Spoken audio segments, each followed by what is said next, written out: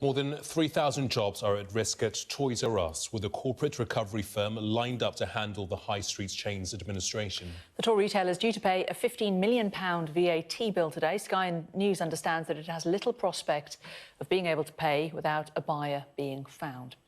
We're joined now from Leeds by the retail analyst Kate Hardcastle. Kate, you've been looking at Toys R Us, haven't you? You've been down and met some of the staff. It's a really unsettling time for them, isn't it?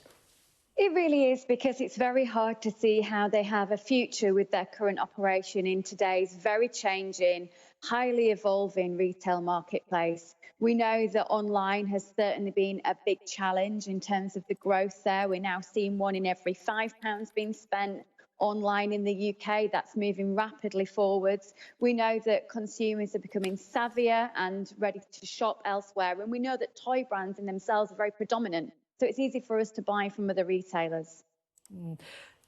But they're just basically not keeping up. Is that it? That you can't buy Toys R Us over the internet?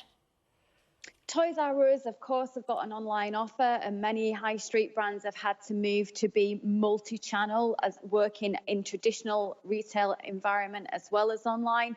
But the challenge we've got here is a brand that's not kept up with the times. It needed to be either heavily discounted products that were at least price competing with its competitors, or indeed creating theatre and spectacle around a very excitable young person that wants to engage with a toy brand. We've seen the brands themselves like Disney and Lego come into the retail marketplace and be successful, but we've also seen brands in the supermarket and grocery arena and the discount arena sell toys as part of their additional offer whilst they try and keep going in their own retail marketplace. It's very challenging times in retail generally, so if the offer's not strong enough, you're not going to be able to keep the fuel in the tank.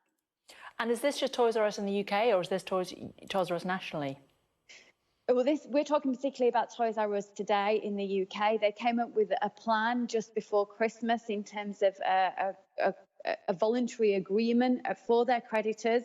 There then were further negotiations with the pension fund in terms of what they owed and how they would repay that over the years.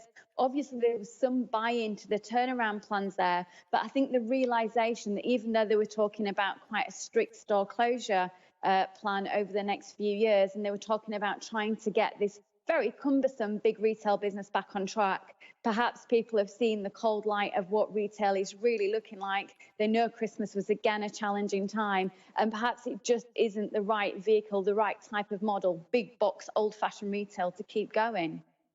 Any chance of a last-minute buyer, do you think?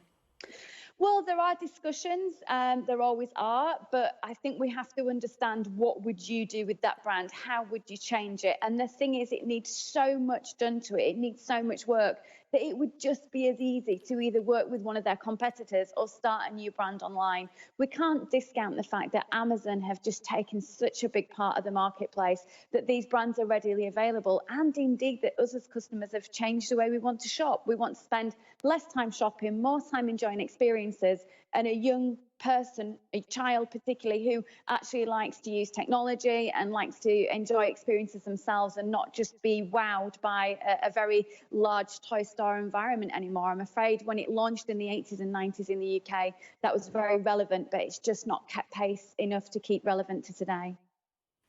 OK, thanks very much, Kate.